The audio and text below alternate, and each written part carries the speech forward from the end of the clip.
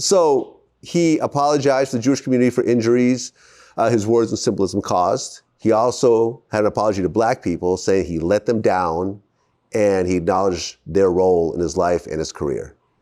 He said he hit rock bottom and the support from his wife, Bianca, helped him seek treatment. He said there's going to be a recovery plan with medication, therapy, exercise, and clean living. He asked for patience, understanding, and forgiveness while he continues his recovery and creative work. He said he wasn't asking for a free pass, but he's hoped to earn forgiveness as he works towards being a better person. And he also stressed that his medical struggles do not excuse his behavior, but help explain why it happened. And shortly afterwards, he did an interview with Vanity Fair, and they said, are you trying to do this in order to clean up your image, in order to sell more albums? And what he said was actually kind of interesting. He said that in 2025, he was one of the most streamed artists in the world. Graduation, great album. Yes. That was the most streamed hip hop album of 2025, even during the whole cancellation. It was, I remember hearing that, I looked it up, it's like one of the top 3 most streamed. I don't think it was the actual most streamed, but it was definitely up there. And considering this is a 20-year-old album, extremely impressive. It depends on the charts you read and like what streaming saw. It's up there. We could both agree on that. One of the most streamed 20-year-old album. A 20-year-old 19 album. This year, but almost 2 decades a 20-year-old album. Look at that. Listen, at the end of the day, there's a huge anticipation for Bully. I think everyone's going to listen to it initially. I've actually heard the album, and there's some very dope songs on that album. It's beautiful. Yeah. And Kanye could still do a show in, maybe not in all parts of the world, but he could do a show in a lot of parts and make like 3-4 million a show. Mm-hmm. He's not broke. I spoke to, the Rolling Loud CEO, his name is Tarek. I know who he is, but I spoke to him. I saw him in New York randomly, and he said that he thinks Ye should be able to headline Rolling Loud. So I got his number, and I would love to see that. That shows, and he's Jewish. So for him to look past that, because he understands real music, and music sucks now. Hip hop has fallen off. You know this. You're a hip hop journalist. It sucks. And 2025 is one of the worst hip hop years ever, honestly. One of the worst, and it's going to continue like this. The reason that it's this way is because you have this control on artists, and you're supposed to only say certain things. If we keep forcing people to submit and to then we're not going to get anything real. We're just going to get this. Got to be this gangster false thing. That's why I love 6ix9ine's comeback. He's just kind of owned it, but obviously he's in jail right now. I want to see artists be able to express themselves freely. If you can't freely express yourself, you're not being authentic and you're not really producing art. Well, what do you think about this whole Kanye apology? I think it's heartfelt and I think people should accept it. But I also see Piers Morgan's response to it, which is so telling. He says he doesn't accept the apology. He says, oh, this Hitler-loving, this, even after a heartfelt apology, the guy who met with Ghislaine Maxwell is going to say it's not enough. It's never enough.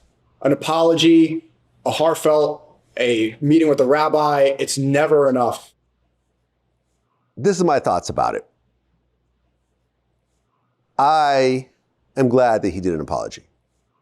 And I do hope it's heartfelt.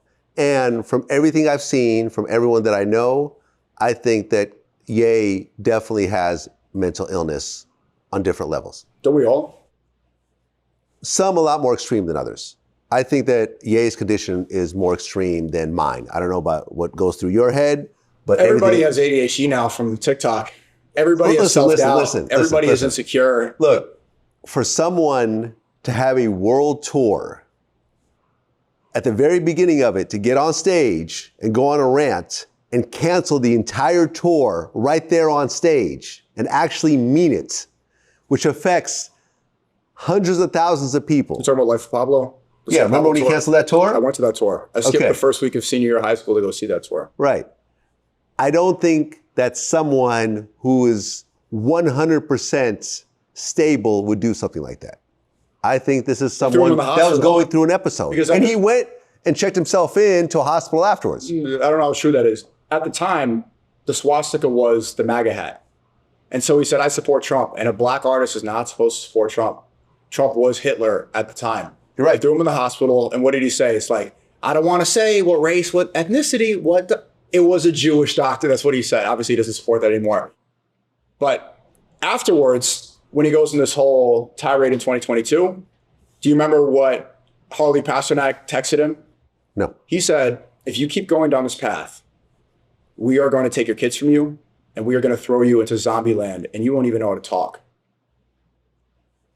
This is the power that they have. This is a Hollywood trainer, the same Hollywood trainer that was around Ellen Page before Ellen Page became Elliot Page.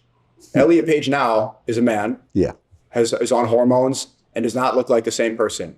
Transgenderism issue aside, look at Elliot Page's face, Ellen Page's face. This is not, it's a completely different person. Look at look at Britney Spears now. Look at all these, so many of these Nickelodeon stars, Disney Channel stars, the way that it's not even, it's almost unhuman-like. So if you see that they threaten to put him in Zombieland, medicate him so hard, almost word for word, I'm going to put you under so much medication, you won't be able to see your kids, you're going to be in Zombieland. That should be a wake-up call about the control. If you get out of line, slave, boy, you get out of line, we're going to take everything from you. We're going to medicate you. We're going to control you. We're going to get you back in line, make sure you're a good slave. Look, I don't agree with anyone having their kids taken away from them for any reason. I think people. For some reasons, if you're a CPS. Well, yeah, I mean, if you're molesting the kids, I get it. Is he guilty of any of that? No, he's not. I don't think. In fact, he's been very public about protecting his kids. Yeah, they're on TikTok too much. Yeah, listen.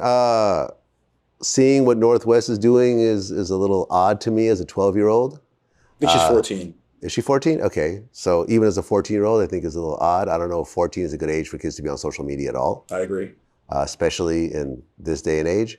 I don't think that Ye's kids should be taken away from him for any of the reasons that I've seen. Some people function better on medication, some people don't. And at the end of the day, it's really that person's decision whether or not they should be medicated. I don't like when they get put on, forced medication and everything else like that. I support his decision. And I believe he is medicating right now. And I believe that people should accept his apology, but I'm completely anti-medication. Me too. God created us. God created us so that we're able to exist without these external lab-created medicine. Yeah, I mean, look, I was going through some health issues in my mid-20s, and they put me on antidepressants, and I'm like, this is horrible. I was cloudy, and I hated it, and I stopped after about a week. So I get it. I think a lot of people don't like to take that for those reasons. But the thing about Ye, and I think what people are really waiting for, is that this is not the first time that he's apologized to the Jewish community or to the Black community or anything else like that. Remember, there was a whole Hebrew apology that he did. And then it's like he went back to doing it again. And I think that that's what's really what people are waiting for in terms of this apology. I think that people want to accept this apology. And if the apology is sincere and actually lasts for however long, then I think that that's great.